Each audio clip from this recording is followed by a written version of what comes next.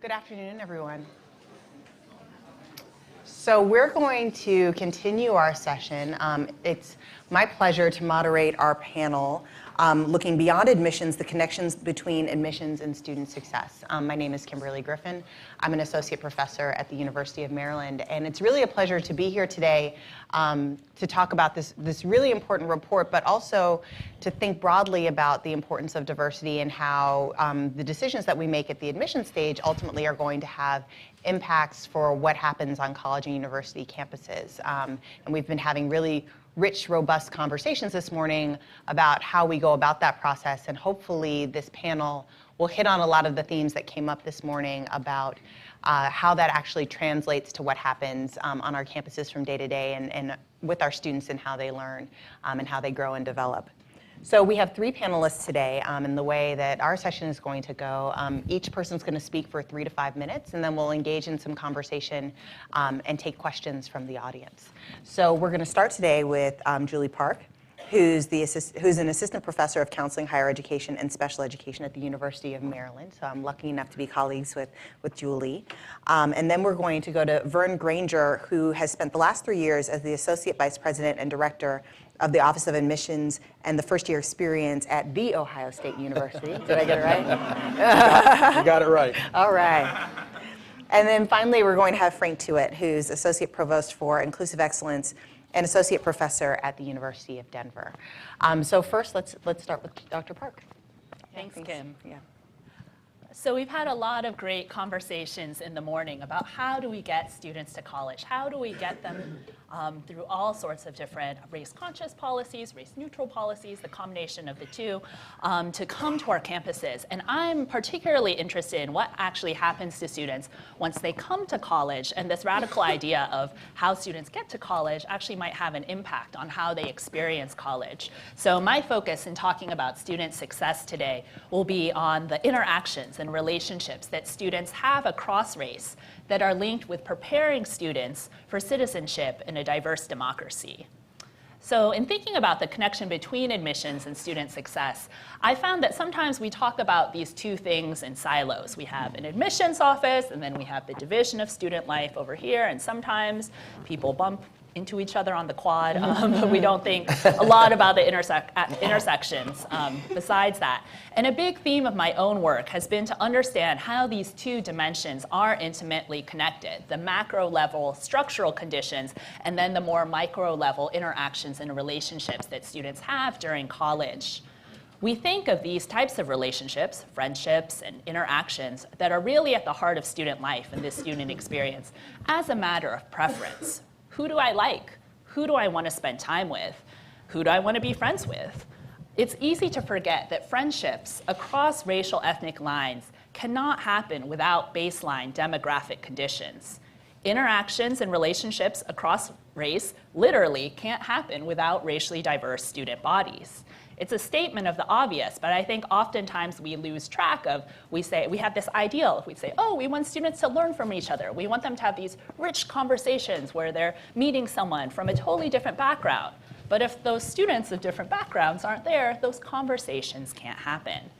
As sociologists Peter Blau and Joseph Schwartz state, and one of my favorite quotes that sums this up, we are obviously not free to become friends if there are no opportunities for such friendships in our surroundings.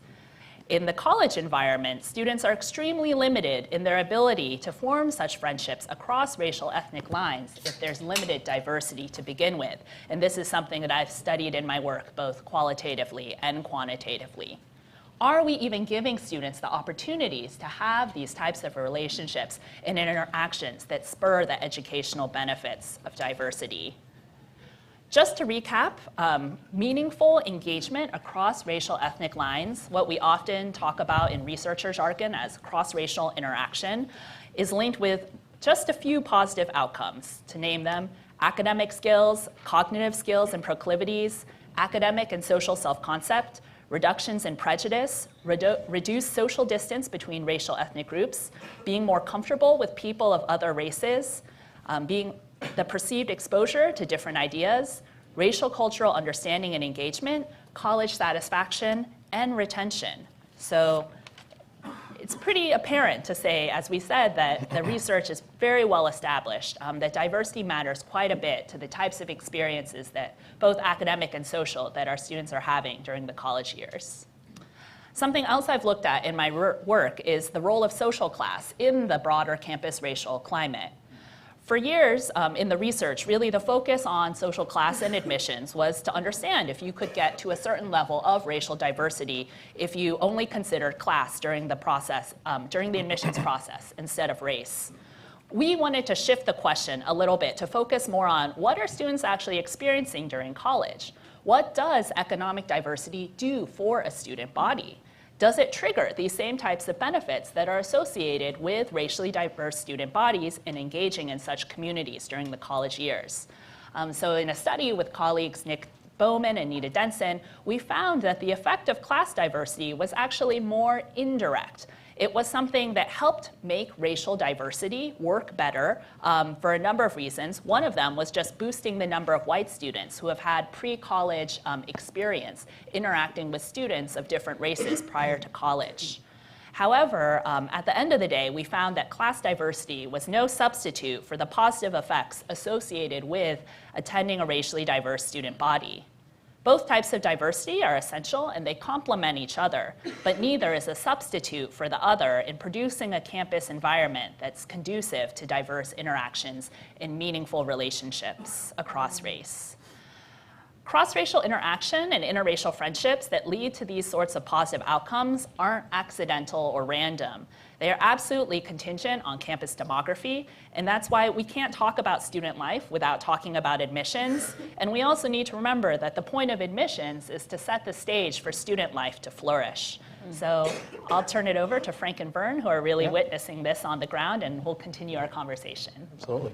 Well, thank you, Julie, and I'll echo some of what Julie talked about, how great it is to be here and have this conversation around these the findings of the report. And just as a side, we had at The Ohio State University a couple weeks ago, we had Matt on our campus, and he talked to us about some of his research that he did at the University of Colorado on information that was kind of related to this. And so it was great to start having those conversations with him. And I'm just really excited, that we're having this focus on, how do we create these horizontal experiences rather than these vertical siloed approach, which historically has been the structure of many of our campuses. And at my university, at the Ohio State University, and in our office, we really have that emphasis on that horizontal approach. And so overseeing not only undergraduate admissions, but also new student orientation in the first year experience, and really looking at information on the front end and how that educates and feeds into a number of things that we do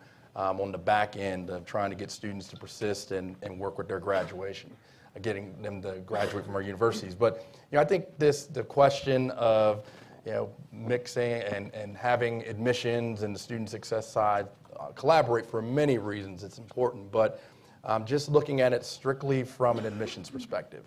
In our offices, when we are making these admissions decisions and we go through all the applications, and at my university we get about 46,000 applications for freshman consideration. So whether it's Ohio State or Yale, Maryland, whatever the institution, there are really two questions at the heart of a decision why we would admit somebody.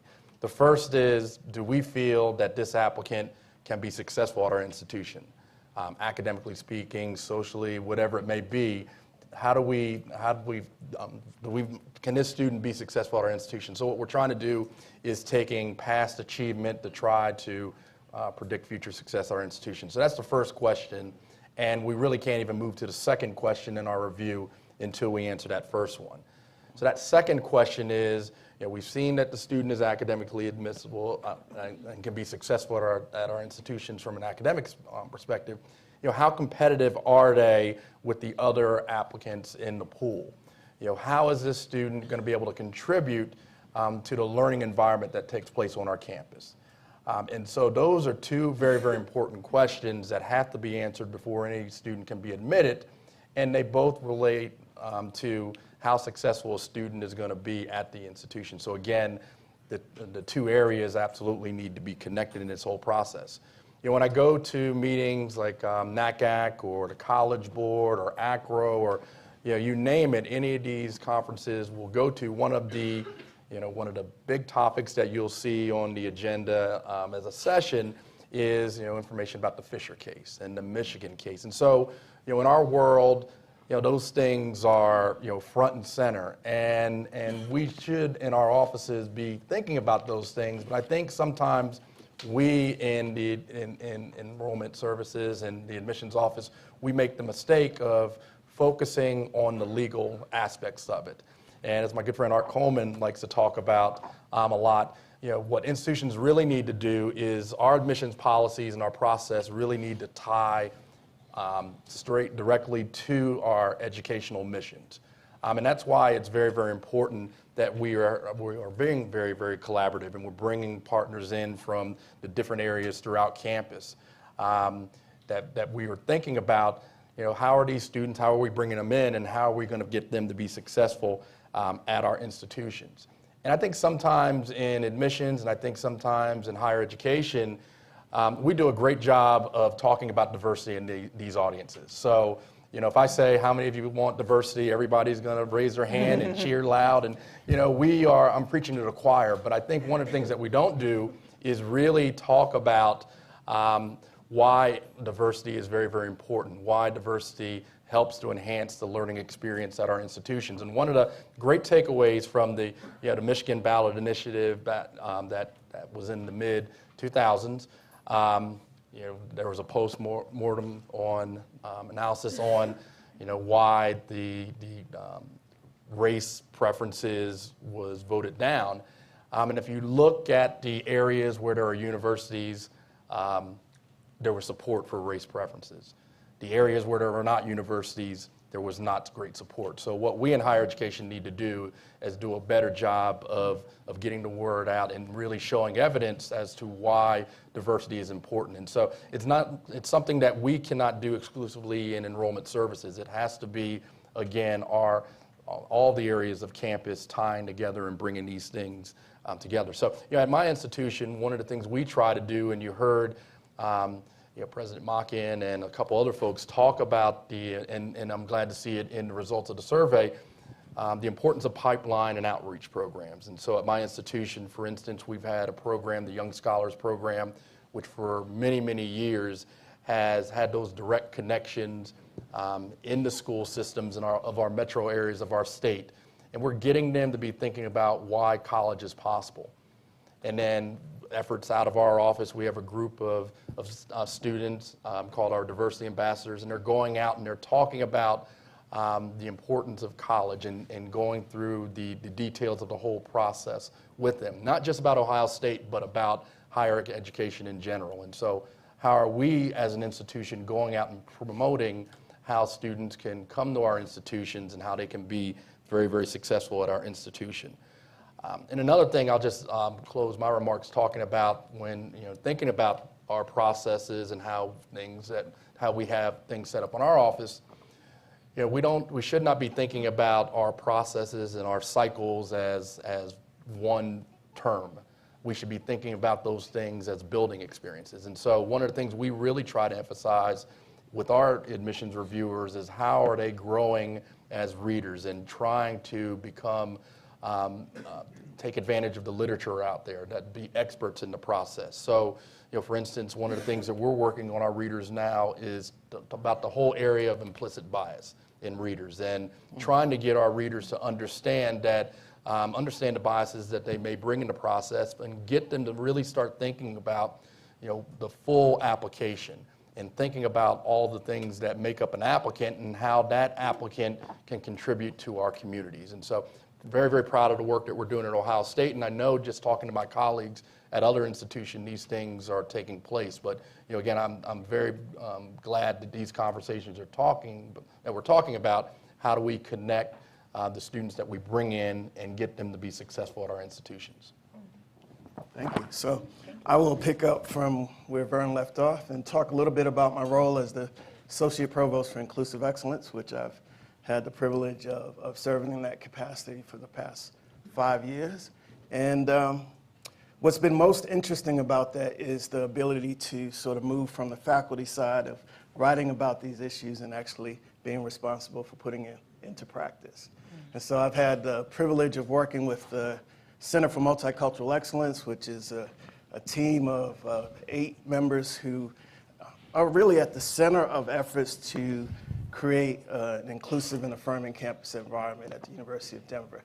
Now, we don't take that on solely. We recognize that it's important to partner with a variety of stakeholders across campus in order to accomplish that. The Center for Multicultural Excellence has 2 primary goals. One is to increase the presence of historically underrepresented students, faculty, and staff, so we're sort of full comprehensive unit in that regard. And also to make sure, or at least to try our best to support their ability to be the best that they can be, so to achieve at the highest levels. We also pay attention to issues related to campus climate, a sense of belonging, and strive to make sure that all of our students, regardless, students, faculty, and staff, regardless of their prior lived experiences, have a sense of belonging at the institution. In an effort to accomplish those goals, we sort of reject the notion that campuses can be race neutral, that they can be colorblind. Anything about the news today tells us that, in fact, where we're situated, where we live, and the communities that we are connected to are highly racialized. And because of that, we know that our students coming to the University of Denver will have to continue to navigate a racialized campus environment. And so to serve those sort of goals, we combine a focus, sort of strengths-based approach with a foundation based on racial identity development to offer a variety of programs that support students, their ability to sort of move into our institutions, move through, and move out, via graduation, that is. So, you know, these programs are designed to offer our students with faculty and staff with the tools and skills necessary to successfully navigate our institutions, recognizing that their decision to join our institution has set them up in ways that they will have to encounter race-related matters. We recognize that our students, faculty, and staff come to us with a variety of precious lived experiences that are assets, not something that should be sort of checked at the door, but are valuable resources that will help them be successful. And we try to find ways to help them leverage those rich assets to support their overall success. We also know that our students come to us, students, faculty, and staff come to us with a variety of or varying sense of self, and not all of our students, faculty, and staff have a high racialized sense of self, so our programs are appropriately tailored to meet students, faculty, and staff where they are. Like many of our counterparts around the country, we offer a lot of different programs. I'll just highlight a few that we have at the undergraduate level. For example, a Pioneer Pathways program, which I refer to as our less resource version of the McNair program. We're trying to get historically underrepresented students into a mindset that makes becoming an academic, or at least working in the academy, attractive, provide them with mentoring and research opportunities. We also have an Excelling Leaders Institute, which is a cohort-based leadership program that takes students early on to encourage them to pursue their passions. And just as a side note, a couple years ago, the 2 ranking undergraduate student leaders, the president and vice president, were members of the Eli program, so we've seen some success in their ability to sort of penetrate the usual structures or normal structures of the institution and become leaders.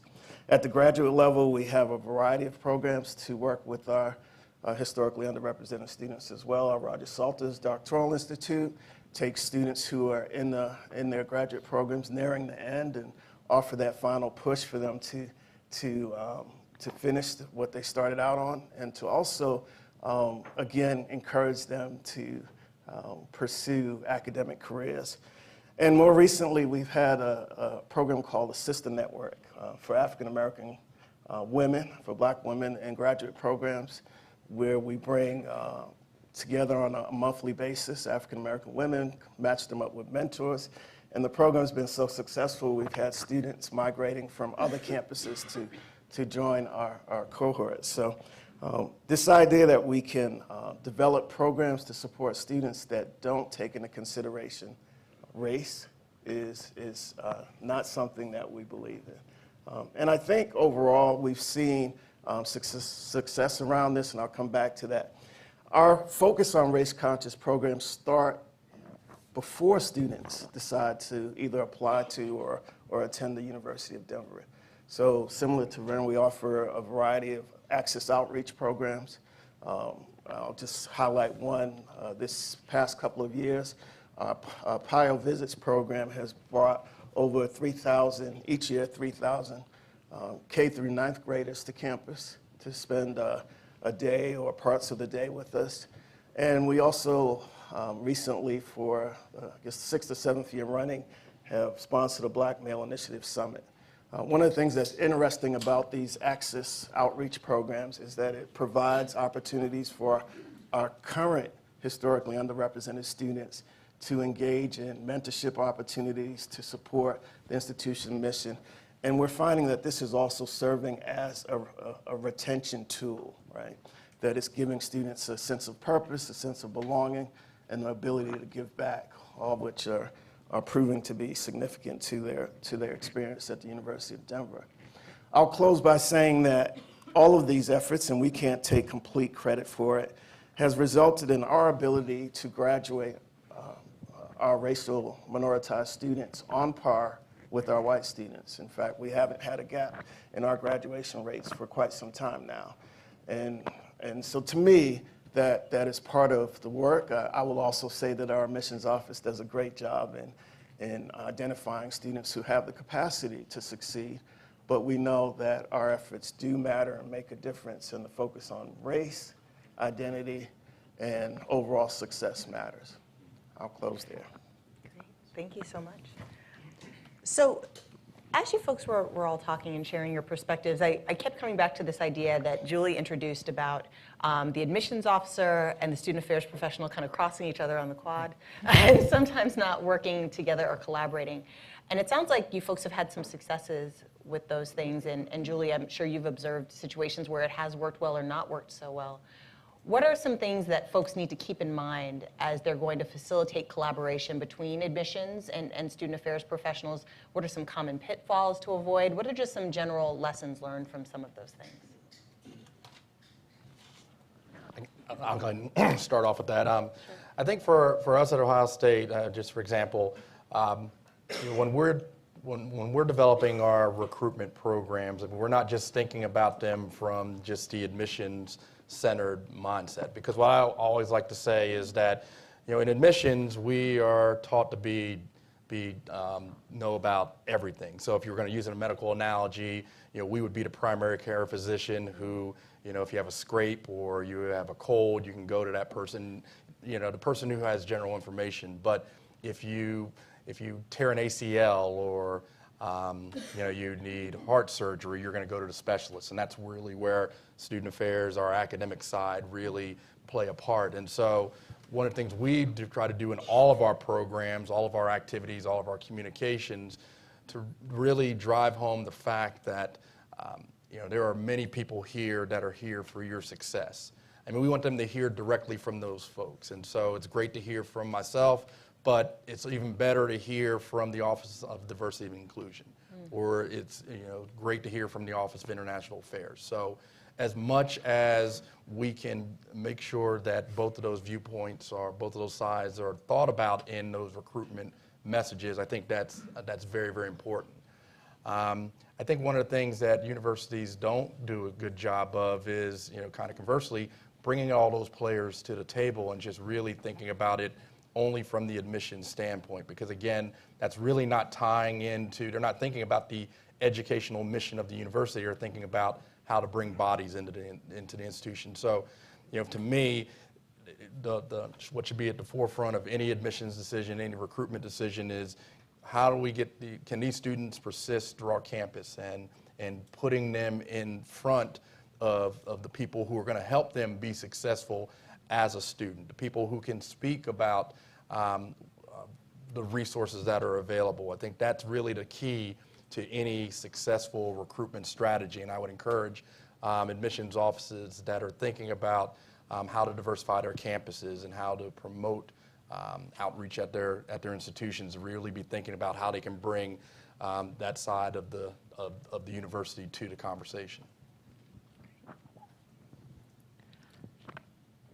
I can go. I think something I would love to see is, folks from student affairs and folks from admissions. Sometimes admissions is under student affairs, sometimes it's under academic affairs, but coming together to understand really how, is symbiotic the right word? How mutually dependent their efforts are. So just to give one example, from the research we know that students who participate in Greek life, so traditionally white fraternities and sororities, have lower rates of interracial friendship. So they're less likely to have close friends of other races during college. But we see one exception. When they attend more racially diverse institutions, that negative effect is buffered.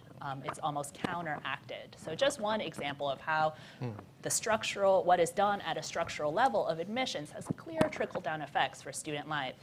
Another example I think of is, we've talked a lot about how do we retain students of color, which of course everyone across the spectrum is interested in. We know that students who participate in ethnic student organizations, this finding might seem counterintuitive, but say your Asian American Student Club, your Black Student Union, they actually have higher levels of cross-racial interaction during college. They're more likely to interact across race instead of less likely, which I think is sort of the urban legend and the popular opinion. So understanding how, what's going on in building the student body and what's actually going on with student experiences, I would love to see the two groups really understand the mutual impact that their actions have. The only thing I'll add to that is that we at the University of Denver truly see ourselves as partners. So our admissions office and the Center for Multicultural Excellence work hand in hand with the understanding that student success begins from that first contact that our institution has, right? And our ability to communicate to prospective students and their families that there are culturally affirming spaces, that there are individuals at our institution who will take responsibility for caring about the students is essential if we're going to have a chance to increase the diversity on our campus. And so it's a philosophy, but it's also a structure. We meet on a regular basis. We created an Access resource team that brought together various Access units from across the campus. And there's just tons of collaborations across the units. So I'm going to ask a question now about collaborating with another stakeholder on campus, and that's our faculty. So often, we think in terms of like, okay, well, we have the student affairs professionals who are working with the students who get to campus, and we have the admissions officers who make these decisions, but we have faculty members who are in classrooms who are seeing their classroom shift and change, and some of them are more or less excited about that change than others might be. How do we inform and incorporate faculty into our plans, into our strategies, and how do we help them maximize the diversity that's in their classrooms? I can start. So I actually spent a lot of time thinking about this in my own work, and how do we create inclusive classrooms that are able to leverage the increasing diversity that faculty members are finding in their classroom. We engaged in a campus climate study a few years ago and found out that our faculty members actually rated themselves quite positively in their ability to take diversity into consideration in their classrooms. And so I actually was surprised at how positive the ratings were. And then we had a different narrative where our students were talking about the challenges that they were encountering in the classrooms. Situations where they were asked to be the representatives of their race, situations where when they brought up issues related to diversity, those topics were redirected, situations where they were subjected to microaggressions and left to fend for themselves in those opportunities.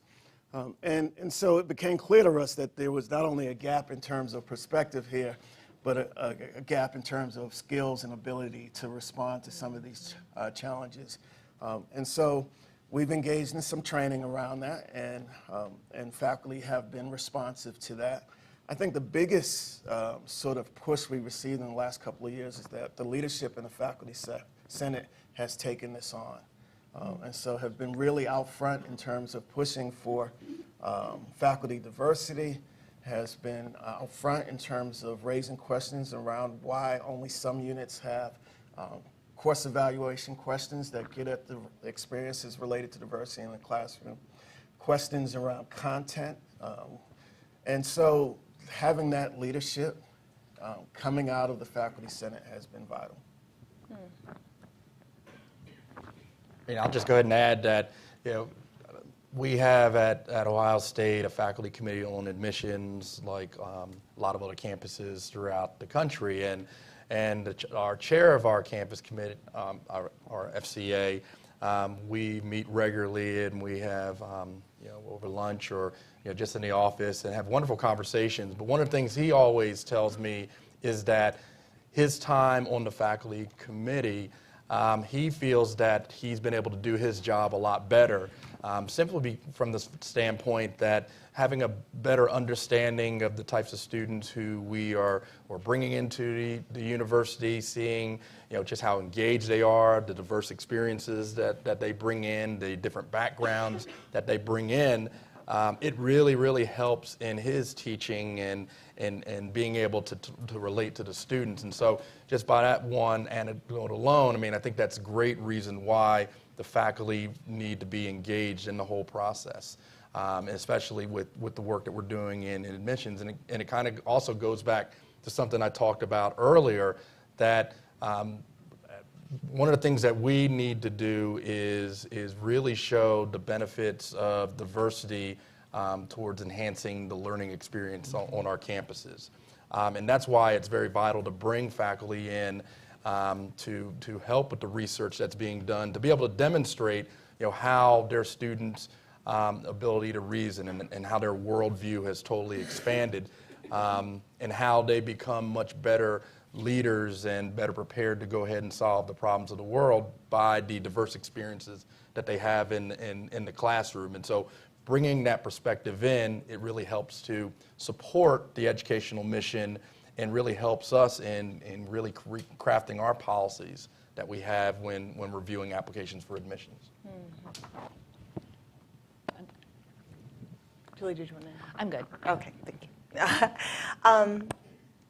So it's interesting as you start talking about like diversity and learning, and we've spent a lot of time this morning talking about the learning benefits that take place within the classroom.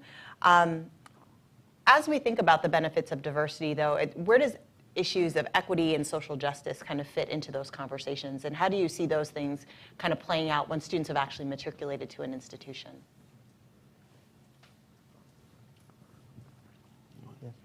Sure.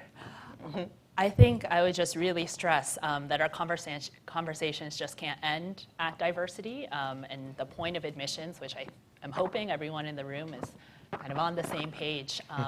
In higher ed, we've had a lot of conversations about thinking about equitable outcomes, and so really being able to track students and looking at everything from graduation rates to performance in classrooms, retention, et cetera, and looking not just across racial ethnic groups, but of course social class, and then also within racial ethnic groups. So some of the patterns related to gender, first generation status, et cetera. And so I think just continuing to encourage collaborations between educators and academics and just people who are really on the ground working with students every day to be able to ask those difficult questions about, why do you think this group is trailing behind? What might be some of the worldviews that are influencing the way you think about this group? Oftentimes to really try to root out the deficit perspectives that might be endemic within our campuses. I was struck earlier by the conversation on diversity and definitions of diversity, and in some ways, I think, we've heard about diversity fatigue, and I think in some ways we've stretched the parameters of diversity so much that every and anything is included, and that moves us further and further away from equity-related issues. Absolutely. And so I think it's essential that we recenter equity in our diversity definitions and concepts and use equitable outcomes as a way of measuring whether or not we're making progress. Can I just add one thing? Sure, I mean, absolutely. something, like I said, just really resonated with me, and it kind of relates to some of the things that I was talking about with our training of our application readers. And I'll give you an example. We, like a lot of other universities, we ask students to tell us what activities they're involved in. And so, for instance, a student may put down that they were the president of the African American Future Business Leaders Association, just throwing that out for example. If you focus on, if you have an admissions process that was focused on the legal aspects, you may, focus on that African American aspect and use that as, saying, well, we can't use, we're focusing on the race, and that's a bad thing in the review process, rather than focusing on the fact that this is the student who is involved in a leadership activity at their institution, and really, really focusing on that. And so I think sometimes institutions are so afraid of the whole legal aspect that they ignore the fact that these are students who have demonstrated the leadership and who've overcome, but we're disadvantaging them in the whole review process. So I think, again, recentering and really focusing on that, I think, is something that's very, very important. Absolutely. So just to shift a little bit and kind of actually tying in a little bit with the legal aspects that you mentioned earlier, I know we spent a good chunk of the morning talking about the Fisher case and the implications associated with that, but there's also, I believe, 2 cases by Asian American students challenging admissions processes. So I think it's important for us to talk about and think more about Asian Americans and their role in terms of diversity and admissions, but how do we see these issues kind of playing out for this community once they actually arrive on college and university campuses? And how do we think about the positioning of Asian Americans in this discourse? Sure, I can take that one. Very specific, potentially targeted question. We talked a little bit before about thinking about what do we want to throw out here. It actually is. I think it's hopefully just one lawsuit that has the Asian American. Oh, I thought it was 2. The complaint, the UNC, I think, is.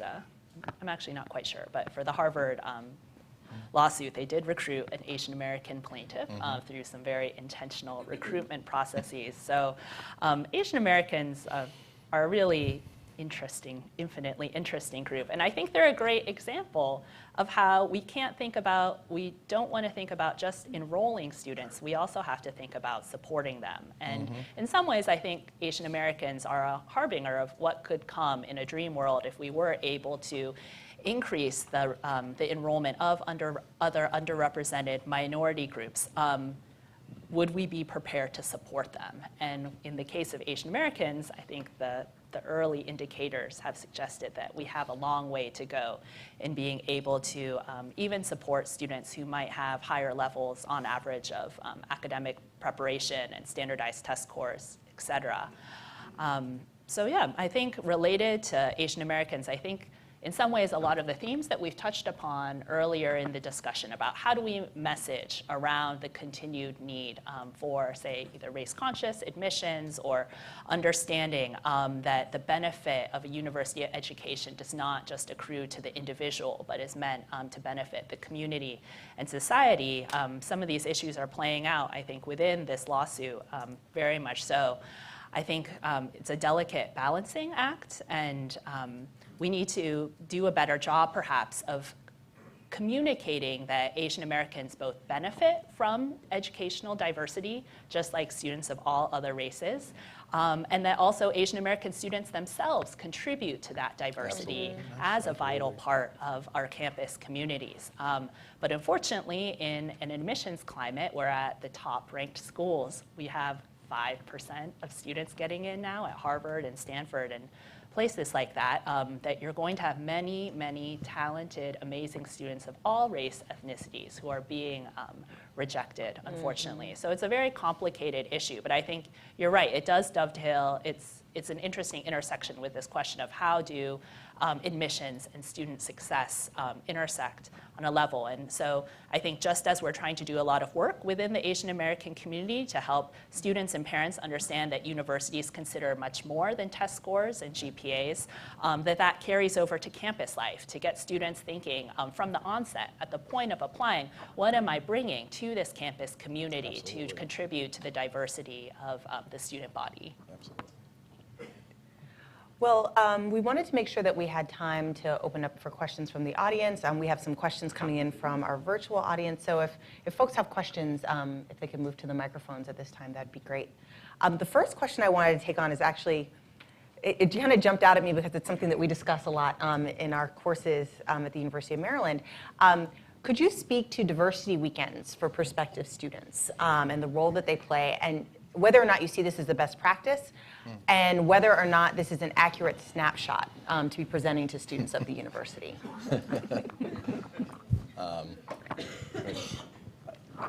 I have some. So the diversity weekend, it's the program that it's about every university in the country has, where you invite all your minority admitted students to campus and you roll out the red carpet of talk about your university. And I mean, I think they do serve some value. I think one of the things they do serve is that getting students to understand that you're coming to a predominantly white institution, and to be aware of that, but also understand that there are many resources out there that are designed to help you.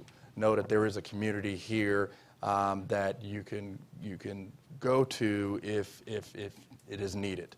I think one of the things that universities make the mistake of is just having only their black and brown faces that are at these programs and giving the students a false perspective of the institution. And also the mistake they make is assuming that it has to be somebody who looks like me who is the only person who can relate to an African American student. I'll give a great example. When I was at North Carolina State University, there was a family, a father and a son came up to me and they said, I'm just going to let you know right off the bat, my son was admitted here, but he's going to Chapel Hill. And I was just like, well, I appreciate that, but I'm glad that you came here to this program just to learn more about what we have at the university. And so end of the day comes and the parent comes up to me and says, Aaron, I got to tell you, my mind has totally changed and my son's mind has totally changed. And we now are going to, he's going to enroll at North Carolina State. And I was excited, and I was like, well, I'm glad to hear that. If you don't mind me asking, what was the thing that changed your mind? And he said that it was a conversation that he and his son had with a white professor in our business college, and that professor could tell that professor really was engaged and cared about their success and was talking about the outcomes as a result of a North Carolina State education. And so, again, that always stuck with me, and I always remind folks that, it's important for our campus and whoever they are to be culturally competent and be able to relate to the students who are enrolling at our institution. And so, again, that's my take on these minority visit weekends. I mean, I think they're great, but again, I think that institutions need to be thinking about certain things as they structure them. So I'm going back 30 years, but that's what got me to Connecticut College. It was the one weekend that year that, there was diversity everywhere. And so got there in the fall, and I was like, where did everybody go? So Time of your life. Yeah. So there is a danger in misrepresenting what the actual life can be like. But I also see it as a sort of aspirational goal for what it could be like. And Absolutely. as long as it's not the only opportunity, the only weekend that occurs. Absolutely. It's funny because in the first and second panel, we were talking about what are some benchmarks for critical mass, or how do we know when we've made it? And maybe one indicator could be when your campus actually looks like what it looks like during the recruitment, special recruitment weekend. As someone, The students on campus look forward to that weekend too. oh yeah, Yeah, absolutely. They're a great week. Absolutely. Well, let's actually, before we take a question from the audience, if someone named Dewey Sykes is in the room, if they could head out to the lunch table, that'd be great. So could we take a question from Matt? Yeah, sure. This was actually touched on with the last question here, but where I used to work in admissions when we were developing different programs to support access, the next step that we really worried about was personalizing student success programs without stigmatizing them, right? So having student success programs that serve the students that needed assistance, but that didn't put all socioeconomically disadvantaged students in one program and all students labeled, you know, at risk of not persisting in another program. And so that's been something that I think we're still trying to work out. So I was wondering if you had some reflections about how to do that. You know, there have been some really interesting experiments, a series run at Northwestern, I think, and then others at the University of Texas, Austin, by different social psychologists who have been looking at how can you communicate some of these messages that really target a student's subjective experience. So really the baseline fears and insecurities that students are bringing to college. And what they found was they did it during, I think, orientation and then also through some online modules when students were just enrolling and doing their basic paperwork. They showed testimonials of students, more advanced upper class men and women who talked about, you know, when I came to this school, you know, a lot of people were very different from me. It was the first time I was away from my family. I had the coursework was much harder than it was in high school. And they sort of gave their testimonial of how at first it was very difficult, but then they learned to succeed and persevere. And it was really interesting because it's, you know, an intervention that can be targeted potentially to an entire student body, but they've seen some special effects related to positive impacts for low-income and first-generation college students. I don't know if you were getting at this, Matt, but the race conscious shouldn't mean race exclusive. And so our programs should be designed in a way that invite participation from a broad array of students. At the same time, those programs can and should have a particular affinity-based focus that everyone's aware of and knowledgeable of. We should have programs that are not isolated, but a part of, this is generally how we support our students. And if you look around, you'll see numerous peer cohort-based leadership programs across the institution, and this is just one of them. And then finally, they have to be sort of strength-based, asset-based focus. You know, anything that's going to suggest that this is remedial in nature is going to send that stigma you're talking about, and really has to have, you know, we refer to our programs as scholar programs, right? Just a slight shift in the title and focus can go a long way. Absolutely. You have a question on this side? Good afternoon. My name is Andrew Morse, and I serve as Director for Policy Research and Advocacy at NASPA. And I'm really interested in the dialogue thus far in this panel about creating collaborative opportunities for academic and student affairs to engage in meaningful ways that you know, support a diverse campus, but also create inclusive communities in the campus environment. And just wanted to hear about any reflections or insights you all might have about the role of industry partners that offer opportunities for students to engage in tandem with their curriculum, at offering sort of another way to affirm inclusive, engaging campus environments for all students. And just have if you have any insights or reflections on the utility of that approach, I'd appreciate it. Excuse me, I can take the first part of your question, talking about the demonstration of the joint programs and how successful they are. So, you know, one of the programs we do at our university is we do a pre-departure orientation where we actually go to China, and we again do a full-fledged orientation program in Beijing as well as Shanghai. And as a part of that collaboration, we include folks from academic affairs, we include folks from enrollment services, we include folks from student life.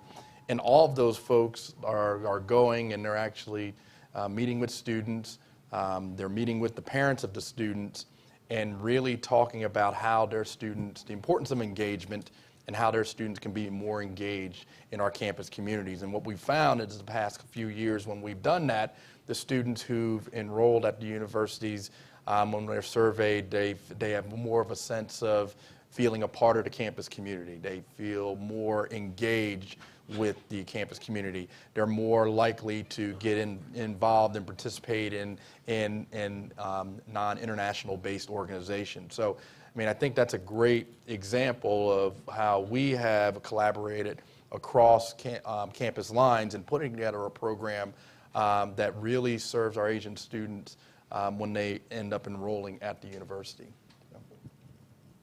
On the industry side question, this is an area we've started to explore a bit more in terms of expanding our community partners to include the surrounding industry, and we've seen some interest there. We've developed a relationship with Google and have had an opportunity to bring cohorts of students who are participating in our Black Male Initiative program to their headquarters, and we've partnered with other units in the community to create opportunities for mentoring and things like that. So we're starting to explore that more and more, and our career services offices is driving some of that work as well. Again, I think the partnerships are essential, and having a shared sense of ownership and responsibility for facilitating those relationships. We're going to go to one more question online, and then we'll take our question here in the corner. Do our panelists have any suggestions for new diversity professionals that work at institutions that state that they want to increase diversity, but there isn't really a diversity or an inclusion plan in place?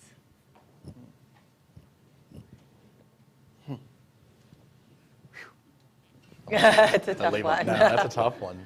And the reason why that is so tough is that, you know, I think one of the things I just actually came from a workshop in Minneapolis where the topic was, you know, a lot of diversity issues in the admissions profession.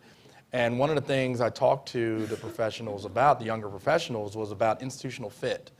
And one of the things that staff need to be thinking about, they're working at an institution, is this a place that believes in the things that I believe in? Mm-hmm. Is this a place that I feel that the goals that they're trying to achieve are the goals that I would like to see in an institution? And that's a conversation that they can only answer.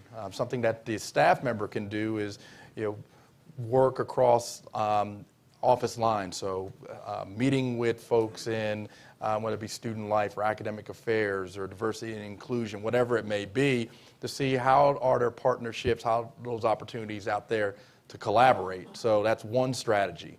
Mm-hmm.